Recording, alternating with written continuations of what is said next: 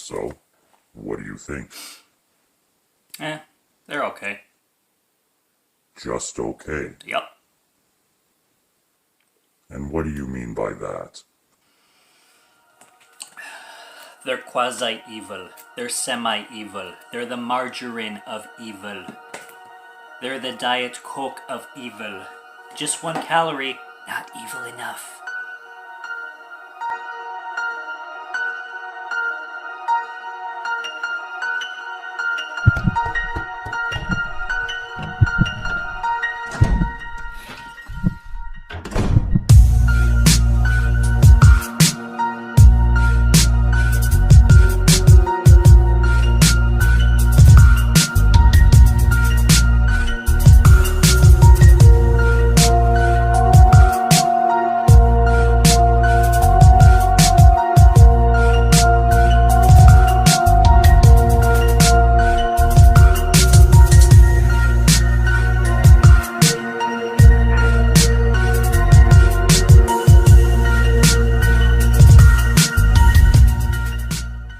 What's going on, guys? Welcome to 31 Days of Horror. I'm Morgan Film Fan. Let's jump into some scares. Trick or Treat is a film that was released in 1986, not to be confused with Trick or Treat, or Trick or Treat, which was the first film I reviewed this 31 Days of Horror. This is a metal horror film. This has Ozzy Osbourne and Gene Simmons in it. And basically, it revolves around this kid named Eddie. This film is very like Detroit Rock City style, I found, except a little bit more in the horror sense. This kid Eddie is definitely like an outcast, misfit, basket case. This film screams 80s, by the way. And he's always being bullied by like the popular kids, the jocks, essentially. He, of course, has a crush on this girl named Lindsay. Essentially, he hangs out with his best friend named Roger, who's also an outcast himself, kind of thing. And Eddie, I mean, the main character, really crushes on this girl, and he has a passion for metal. There's this metal singer. His name is Sammy Kerr, if I'm not mistaken, and he's played by Tony Fields. And this metal singer is like massive in the industry. He's pushing for metal going forward while everybody's in the like whole satanic panic of the 80s, and all the parents are like trying to ban metal as much as they can, and this guy named Sammy Kerr is really trying to keep the passion alive. Well, one night Sammy Kerr gets into what seems like an accident. I don't know if this was like, what I assume is that he got drunk and was playing with fire and then lit this building on fire and died in it. I don't know if necessarily he was like doing a ritual on himself or something, but it wasn't. I don't know if it was made 100% clear, but regardless, he burns to death and he passes away. And this devastates Eddie, of course. Now, Eddie is really good friends with a local DJ. I'm not sure if this DJ was at his high school or if it's at the local radio station, but this DJ is named Nuke, and Nuke is played by Gene Simmons. And Gene Simmons' character Nuke gives Eddie this record, which is basically an unreleased track by this Sammy Kerr guy. And he takes this, like the biggest gift in the world kind of thing. And when he goes home and plays it, it starts to kind of sound like a lyric that's backwards. So when he plays it backwards, it starts to say something else.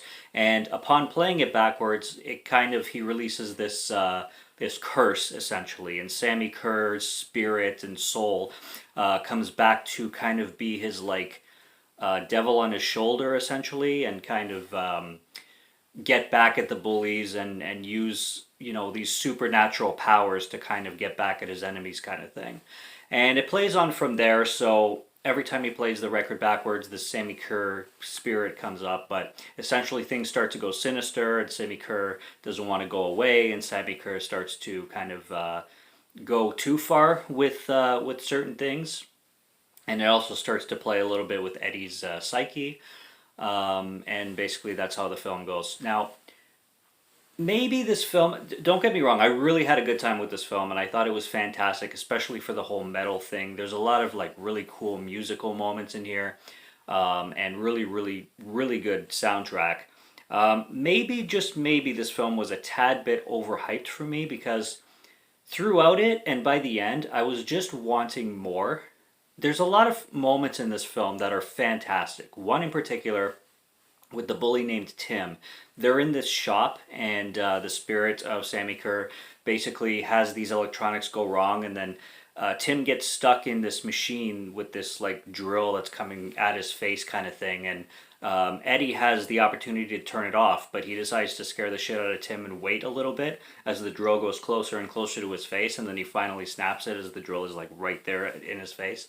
I really like that scene, and that was one of the most horrific, not the most, but like it was one of those scenes where I just wanted a little bit more of that kind of style, and I thought I was going to get a little bit more of that. Another scene I really liked involves this girl named Jeannie, and she's hooking up with, I believe, Tim, if I'm not mistaken, because Tim pretty much has like a slew of girls in this film. They're hooking up in the car, and then at one point, Eddie puts a tape into Tim's locker saying, "Hey, let's call it truce," or something like that. And this tape has like a demonic sound to it that will like manipulate the body, kind of thing. Well, Tim ends up giving this tape to Jeannie, and Jeannie ends up listening to it in her Walkman. And while Tim is off like taking a piss or something, she listens to the song and she gets like ridiculously horny. And then these like electrical circuits start coming out of the Walkman and the headphones, and start like these electrical circuits kind of like supernaturally start to take Jeannie's bra off, and she starts to get off from this music, and it's really really funny because Jeannie is especially good looking too. Like I'd probably say Jeannie is way hotter than Lindsay is, even though Eddie is just focused head, straight on Lindsay, kind of thing. I have to give the prettiest girl in this film to Jeannie for sure. And when she's getting off to that music, it's just so wonderful to see. And again, I wanted a little bit more of that, but these scenes are just a little bit few and far in between in this film. And then you get to the climax of the film where there is a concert scene at the high school dance, at the Halloween party at the high school, and it's really, really good. Again, very reminiscent of Detroit Rock City style, even though Kiss isn't in this movie. It has nothing to do with the band Kiss. The style of that metal performance at the end of the movie was very, very cool. And there's moments that are really, really cool. I like this scene where Tim comes over Eddie's house to threaten him again, and Eddie goes onto his porch, and there's these two pumpkins, and Tim approaches him, and Eddie just goes like this, and the pumpkin's flames just come right up, and it like the sound effects on it just crackles as if it's real fire, and it was real fire. It was a practical effect, but it just looks really cool and very like sinister and evil and Halloweenish. And I liked how this music and this record started to manipulate with Eddie, because Eddie started to get really sinister. There's this one moment where his mom folds his clothes and brings it to his room, and he's just giving her this like evil eye that you're kind of like taken aback, like, whoa, is this guy gonna go sinister? Like, is he gonna start murdering people and going evil, kind of thing? He doesn't, fortunately, because I wouldn't want to see the movie go that direction, really. But he definitely does get his revenge, you could say, on his bullies. And this film definitely has a huge nostalgia aspect to it for the 80s. Like, if you like the 80s feeling movies, Breakfast Club, John Hughes films, this is like that. Horror, obviously. Like, it's not a fun comedy drama or anything like that, even though there is some moments of comedy in this film, obviously. It just has that big 80s aesthetic to it, in the camera use and the music and just the way everybody's dressed, the costumes and everything. I liked Roger's character too, because Sammy Kerr starts to manipulate him too, and there's this one point where he just, I don't know if he comes out of the television, at least he pulls people out of the television, and I find that really cool when he'll put his hand in, and like there will be somebody on a news report or talk show, and he'll just pull them out, and then as soon as he pulls them out of the TV, they'll instantly like turn into ash, kind of thing. But he tells Roger to play this tape, and this song is also going to be played for the first time on Halloween night by Nuke, Gene Simmons' character. And basically when it does, it makes Sammy Kerr's spirit the strongest, so he can basically make the most destruction. And I found that really cool. So the effects in this film are neat, and I really like the 80s aesthetic to it. That was my favorite part of this film. It's just for the good stuff that happened in this film, I just felt it didn't happen enough. And I really just think it was a bit of an overhype for me because I had this film on my radar for a long time, and so many people consider this like one of the most underrated metal horror movies that there is. And I thought it was cool. It didn't blow my mind like I thought it was going to, kind of thing. It didn't make like my, top 10 metal horror films of ever kind of thing. I was expecting a little bit more. Now, I love Gene Simmons, obviously. Doesn't show up to, like, enough, like I said.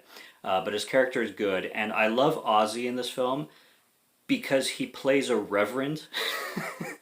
And he plays a reverend on this talk show, and he's basically just speaking against metal, like, metal is like the worst thing to happen, all these kids just running around in their black outfits, and just, we got to ban metal, what happened to the love song, I love you, and just, we have too much destruction in this.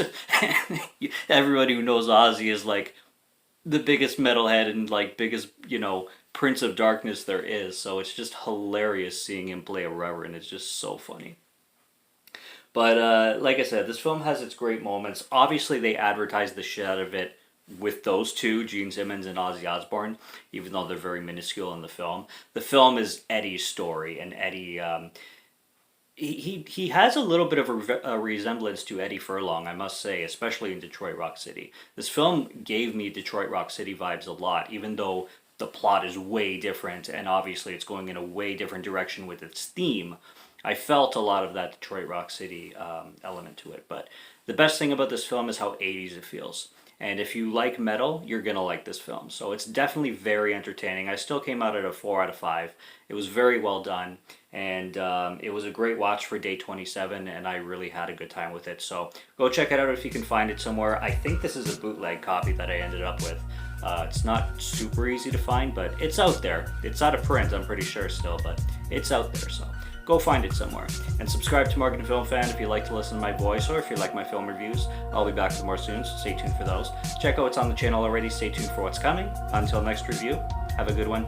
Take care and cheers.